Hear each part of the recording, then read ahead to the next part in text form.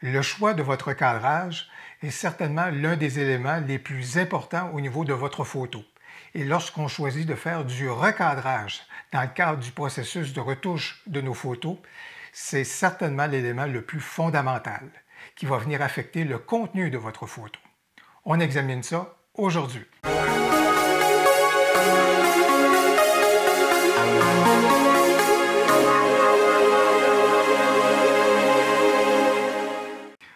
Bonjour, mon nom est Louis Lavoie, je suis l'auteur du blog fairedelaBellePhoto.com, un blog qui s'applique tout comme cette chaîne-ci à partager avec vous des trucs, des conseils, des astuces, de même que des découvertes afin que vous puissiez progresser dans votre cheminement photo. Vous aimez des vidéos comme celle-ci, alors n'hésitez donc pas à cliquer sur j'aime, à vous abonner à ma chaîne et également à partager mes vidéos. Vous avez peut-être le parti pris de ne jamais retoucher le cadrage de vos photos. D'accord, soit.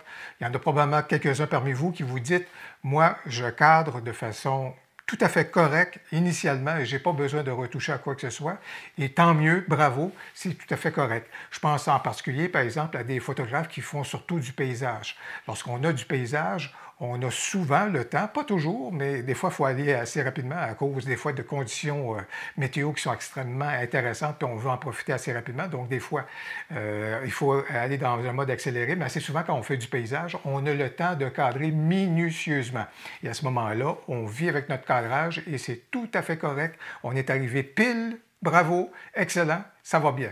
Par contre, lorsqu'on fait de la photo événementielle, lorsqu'on fait de la photo corpo, je vous dirais, lorsqu'on fait de la photo de rue, bien, des fois, les conditions ne sont pas toujours les meilleures, si vous voulez, ou bien on fait un cadrage qu'on juge le mieux qu'on est capable de faire dans les circonstances. Mais lorsqu'on regarde nos photos, on s'aperçoit du potentiel, si vous voulez, de pouvoir faire, au niveau de la retouche, de faire du recadrage. Et c'est là, à ce moment-là, que c'est surtout dans cette voie-là que je veux vous amener aujourd'hui pour vous présenter des situations. Au niveau du cadrage, je vous invite à aller voir une vidéo que j'ai déjà faite sur le choix du cadre et en fait, qu'est-ce qu'il transmet comme information au lecteur de vos photos, entre le format paysage, le format portrait, le format carré, etc. Je pense que ça vaut vraiment la peine de bien saisir à ce moment-là quelle est la portée du cadre et du choix du cadre que vous allez faire pour vos photos. Alors, comme vous pouvez le voir, je me tourne vers cette photo-ci, donc qui est une photo à New York, avec cette belle petite neige qui tombait et des personnages et une situation qui s'est présentée devant cette église-là avec un bel arrière-plan, si vous voulez. Alors, c'est tout à fait correct. Voici donc la photo telle qu'elle a été prise dans mon boîtier avec un ratio 3:2. Alors ça, c'est le ratio qu'on pourrait dire habituel pour certains types de boîtiers. Alors, 3:2, c'est un format qui est relativement standard. Évidemment, là, à ce moment-là, j'ai des personnages qui sont à la gauche ou à la droite, si vous voulez. Les deux personnages principaux, c'est ceux qui sont là, c'est ceux que j'attendais pour ma photo, mais on peut voir qu'il y a d'autres éléments là qui sont en périphérie. Donc, je vais donc commencer par un premier recadrage, si vous voulez, et je vais donc y aller vers un format que j'affectionne énormément, le ratio 4:3, si vous voulez. C'est déjà très, très, très intéressant. Et on peut voir qu'il a déjà rétréci, si vous voulez, les extrémités. Et je peux donc, avec ce ratio-là de 4:3, déjà donc aller dans cette direction-ci en éliminant un personnage qui était donc à la droite, en conservant que celui qui est à la gauche, et en ramenant ça avec mes deux personnages principaux, si vous voulez. Alors, ça peut déjà donner quelque chose qui est intéressant. On peut aller encore plus loin, je vous dirais. Et évidemment, dans ce cas ici, moi, j'ai préféré aller vers le format, à ce moment-là, le format carré, si vous voulez. Et je fais un recadrage qui est donc celui-ci, comme ça, et qui va donc me permettre d'éliminer complètement le personnage à la droite, le personnage à la gauche, et donc conserver que mes deux personnages principaux dans cet axe-là et alignés de cette façon-là. Et c'est le choix que j'ai fait au niveau de ma photo. Alors, vous avez pu voir comment on a été capable, si vous voulez, partir, donc, de cet ensemble-ci avec l'ensemble de cette scène-là, et en choisissant à ce moment-là le format carré, j'élimine beaucoup d'éléments superflus qui venaient détourner un peu le regard et je conserve que cette proximité-là entre ces deux personnages-là et avec un bel arrière-plan. Alors, dans ce cas ici, encore une fois, à New York, une belle scène de rue, si vous voulez. J'aime bien l'interaction entre les deux personnages principaux qu'on retrouve juste là. Mais vous pouvez voir qu'à la gauche de la scène, il n'y a pas simplement de passants, évidemment, puis ça peut attirer le regard de façon inutile par rapport au fait que je veux centrer le regard et amener le regard des lecteurs de la photo sur les deux personnages principaux. Alors, évidemment, je pourrais faire une courbe ou, si vous voulez, un masque ici, puis assombrir tout ça pour atténuer, si on veut, l'impact des personnages qui sont à l'arrière-plan. Mais la façon la plus simple, bien entendu, c'est d'y aller vers le recadrage. Encore une fois, le ratio 4:3 va venir à ma rescousse. J'ai juste besoin à ce moment-là de pouvoir y aller un peu plus dans ce registre-ci.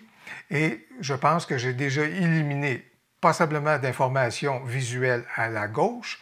La droite est assez neutre et j'ai ramené le tout aux deux personnages principaux grâce ici au recadrage avec le ratio 4:3. Dans les commentaires, indiquez-nous si vous recadrez vos photos et si oui, lorsque vous le faites, quels sont les éléments qui viennent gouverner votre regard à ce moment-là dans votre opération de recadrage. On a bien hâte de vous lire. Les prochaines photos que je vais utiliser, c'est une assignation récente que j'ai eu à faire. C'est un événement, si vous voulez, au niveau de la coopération internationale. Donc, on était dans le domaine humanitaire et on me demandait beaucoup de faire ressortir, si vous voulez, la complicité, les échanges, parce que c'était un événement où est-ce qu'on avait ce qu'on appelle des bibliothèques vivantes. Donc les gens amenaient leurs témoignages et échangeaient donc avec les personnes qui étaient intéressées. Il fallait donc que je démontre une belle complicité, si vous voulez, une belle chaleur humaine. Alors, vous allez comprendre pourquoi, à ce moment-là, le recadrage s'imposait, si vous voulez. Et deuxième phénomène, pourquoi c'était important de bien recadrer et de resserrer le tout, si vous voulez, c'était parce que les photos allaient beaucoup servir au niveau des médias sociaux. Or, vous le savez, au niveau des médias sociaux, c'est rare qu'on regarde ça en très grand format. Si vous voulez, on regarde ça sur nos téléphones cellulaires, sur nos tablettes, si vous voulez. Et tout est à ce moment-là très, très, très réduit. Voilà pourquoi ça s'imposait de pouvoir faire du recadrage, mais de faire un recadrage qui était judicieux. Voici une photo que j'ai faite dans le contexte de cette assignation-là. Comme vous pouvez voir, je devais absolument aller vers la gauche et au niveau de la banderole, tout ça, mais cette portion-ci, juste ici à la droite, bien, est un peu gênante. Évidemment, je pourrais prendre le filtre gradué, tenter de noircir le tout, mais mieux vaut se tourner donc vers le recadrage et voir ce qu'on est capable de faire donc par rapport à cet élément-là. Je privilégie encore le format 4:3. Et vous pouvez voir que déjà, au niveau de cet élément, je viens d'éliminer à ce moment-là la portion qui était gênante. Mes personnages, justement, au niveau de la règle des tiers, ça tombe pile. Alors, bravo, voilà donc un élément de recadrage vite fait qui nous permet donc d'arriver à des résultats qui sont intéressants.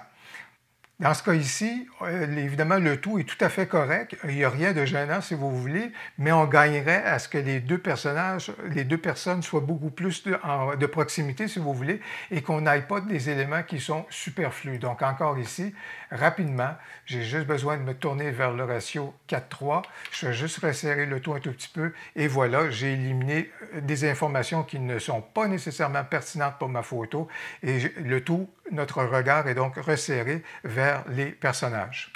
Encore ici, c'est tout à fait correct. On a la bibliothèque vivante, en fait, cet expert-là qui est en train de parler à la tablée, si vous voulez. C'est intéressant. Son regard est en oblique, donc on sent très bien que ça va bien du côté du personnage donc, qui est à la gauche. Le personnage de droite, il est là, mais est-ce qu'il apporte vraiment une information qui est pertinente? À mon avis, on est capable, encore là, juste ici, de resserrer le tout, si on veut. J'ai juste besoin de faire ça. Et si vous voulez, l'action est beaucoup plus convergente, si vous voulez, le regard est beaucoup plus convergent. On élimine des informations qui n'étaient pas nécessairement pertinentes et on est capable de conserver le tout avec une belle dynamique et une belle conversation qui est en cours.